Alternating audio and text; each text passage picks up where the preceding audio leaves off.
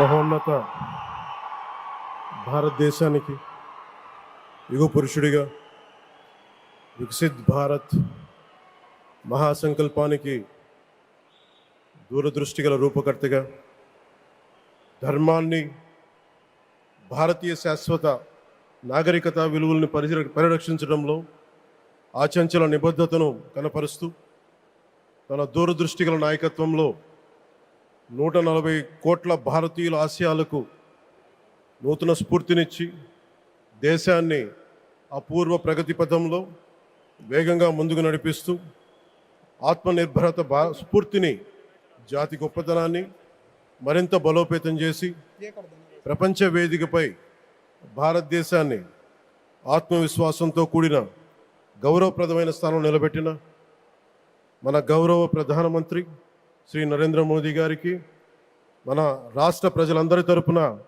హృదయపూర్వక అభినందనలు తెలియజేస్తున్నాను. వేదిక పైన ఆసీనులైన honourable governor of Andhra Pradesh Shri Abdul Nazeer గారికి, విజనరీ లీడర్ శ్రీ గౌరవ ముఖ్యమంత్రి శ్రీ నారా చంద్రబాబు నాయుడు గారికి, honourable union minister civil aviation Kinjarapu Rammohan Naidu గారికి, honourable governor of Goa Shri Pusapati Ashok Gajapati Raju గారికి, గౌరవ కేంద్ర మంత్రి వర్యులందరికీ, సోదర సమానులు శ్రీ నారా లోకేష్ గారికి, ఈ కార్యక్రమానికి విచ్చేసిన గౌరవ మంత్రివర్యులు, పార్లమెంట్ సభ్యులు, శాసనమండలి సభ్యులు, శాసనసభ్యులు, విశిష్ట అతిథులు, ప్రజాప్రతినిధులు, ప్రభుత్వ అధికారులు, మీడియా మిత్రులకి అందరికీ, భారీ సంఖ్యలో విచ్చేసిన ప్రజలందరికీ, అలాగే ఈ వేడుకను వివిధ మాధ్యమాల ద్వారా వీక్షిస్తున్న ఆంధ్రప్రదేశ్ ప్రజలందరికీ, దేశ విదేశాల్లో ఉన్న భారతీయులందరికీ హృదయపూర్వక నమస్కారాలు తెలియజేస్తున్నాను. ఈ నేల బానిసగా ఉండదు, ఈ జాతి ఎవరికి తల వంచదని సవాల్ విసిరిన అసామాన్య విప్లవ వీరుడు అల్లూరి సీతారామరాజు గారు, ఆయన పేరు మన ఎయిర్పోర్ట్కి పెట్టడం చాలా చాలా స్ఫూర్తిదాయకం.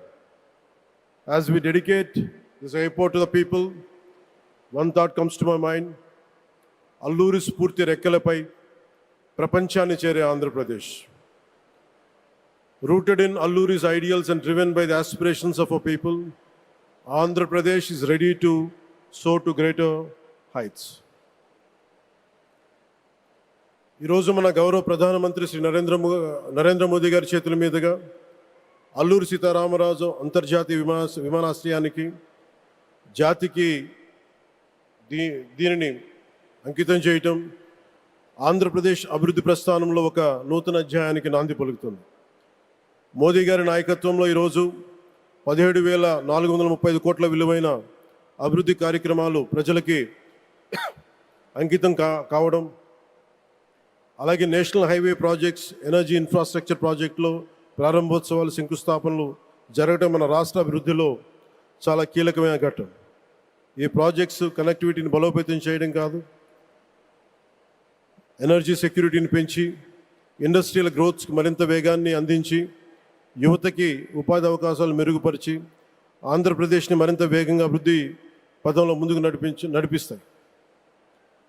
ఒక దేశం కేవలం ప్రకటనలతో అభివృద్ధి చెందదు, ప్రజల కళల సాకారం అయ్యే మౌలిక సదుపాయాలతో అభివృద్ధి చెందుతుంది.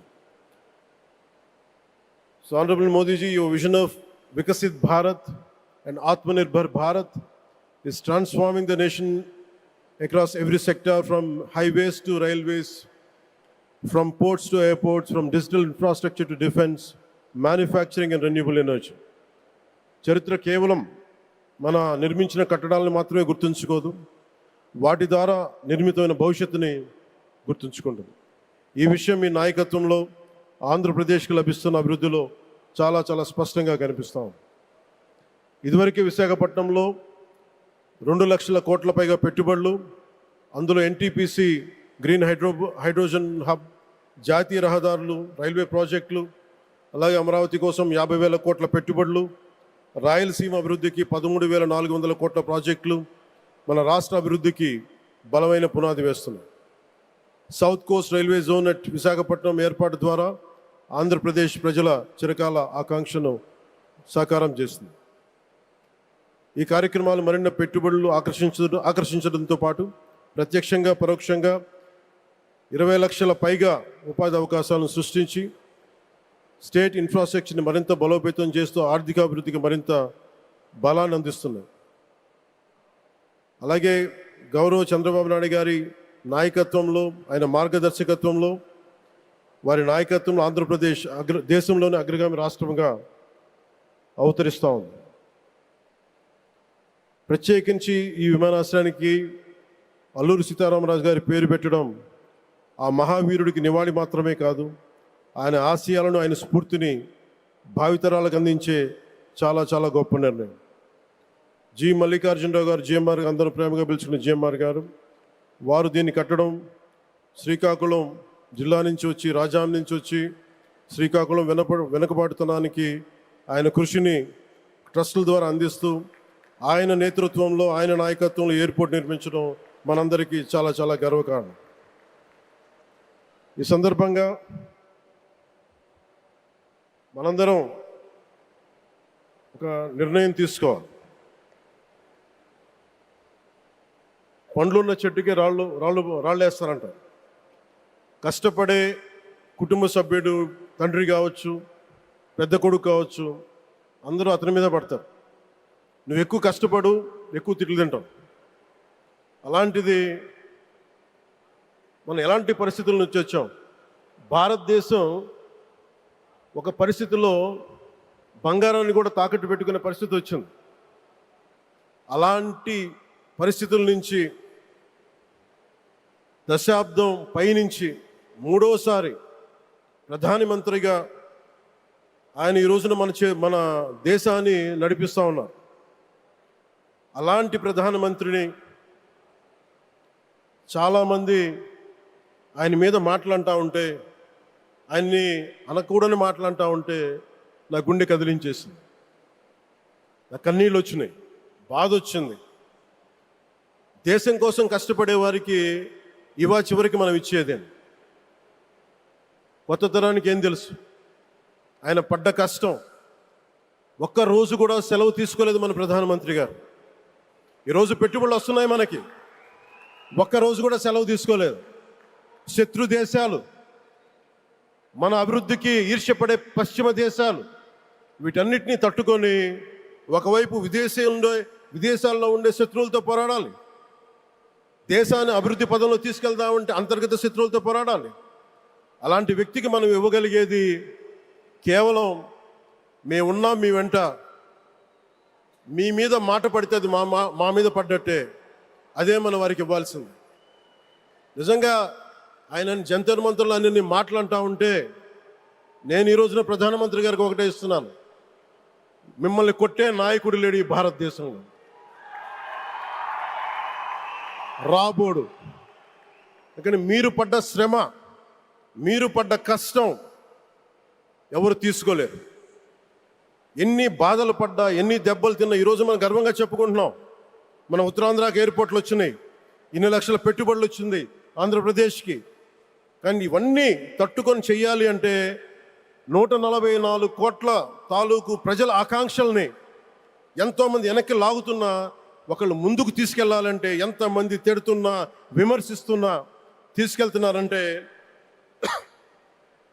ఒకే ఒక్క నాయకుడు, ప్రధానమంత్రి శ్రీ నరేంద్ర మోదీ గారు. నేను ఎందుకు తపన పడ్డాను, నేను అలయన్స్ కోసం ఎందుకు తపన పడ్డాను, మీ నాయకత్వం మాకు కావాలి ఎందుకు తపన పడ్డానంటే, ఈరోజు ఎయిర్పోర్ట్ ఆపేశారు.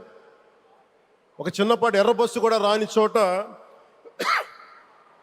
ఎయిర్పోర్ట్ అవసరం లేదన్న వ్యక్తులకి సమాధానం ఇదే. ఇన్ని వేల మందికి ఇన్ని వేల కోట్ల పెట్టుబడి వచ్చింది అంటే ఆశీస్సులు కావాలంటే, దేశం కోసం నిలబడే నాయకుడికి మన అండగా ఉంటే ఏం జరుగుద్దంటానికే ఈ భోగాపురం ఎయిర్పోర్ట్ ఈరోజు ప్రారంభోత్సవం నిలువెత్తు నిదర్శనం. ముఖ్యంగా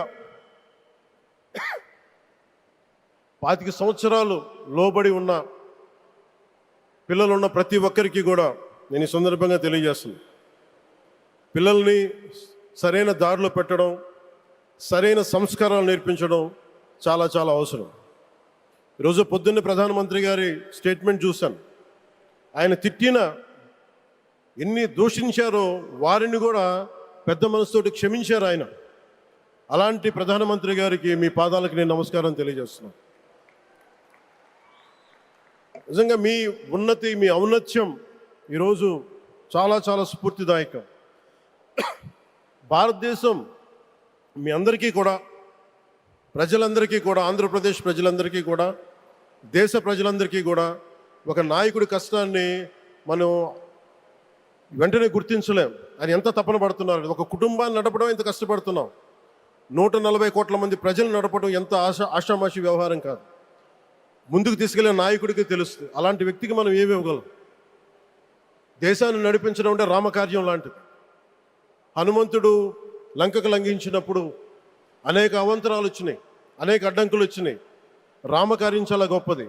అలాగే ఈరోజు ప్రధానమంత్రి గారు దేశాన్ని ముందుకు నడిపించేది బృహత్కార్యం, చాలా మహాకార్యం అది. అలాంటి వ్యక్తికి మనం ఇవ్వగలిగేది, హనుమంతుడికి మనం ఏమి ఇవ్వగలం? నువ్వెంత గొప్పగా లంఘించావు, ఎంత కష్టపడ్డావు. ఏ దేవతకైనా ఇవ్వాల్సిన స్తుతే. వాళ్ళు మన నుంచి ఏమి కోరుకోరు.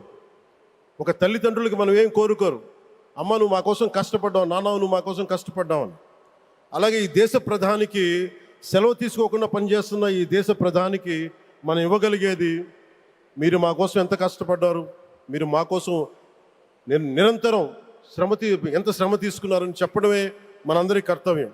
అలాంటి గౌరవ ప్రధానమంత్రి గారికి మనస్ఫూర్తిగా మీరు అనుకున్నంత కాలం అధికారం మీరు వద్దంటే వదలాలి, కానీ అధికారం మీ చేతుల్లోనే ఉంటుంది. దానికి మేమందరం నిరంతరం కృషి చేస్తామని తెలియజేసుకుంటూ, భారతమాత ముద్దుబిడ్డ మన ప్రధానమంత్రి నరేంద్ర మోదీ గారికి ధన్యవాదాలు తెలుపుకుంటూ, ఒక్కసారి ఆయనకి ఇవ్వగలిగేది భారత్ మాతకి జయజయలు చెప్పుకుంటూ సెలవు తీసుకున్నాను.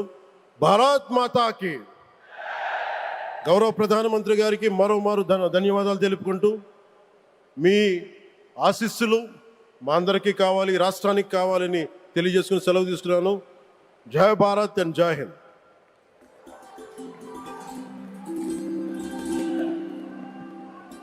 Thank you sir, thank you very much.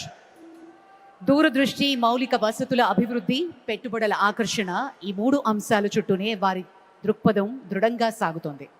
ఆంధ్రప్రదేశ్ను దేశంలోనే అత్యంత వేగంగా అభివృద్ధి చెందుతున్న రాష్ట్రంగా తీర్చిదిద్దాలి అన్నది వారి లక్ష్యం.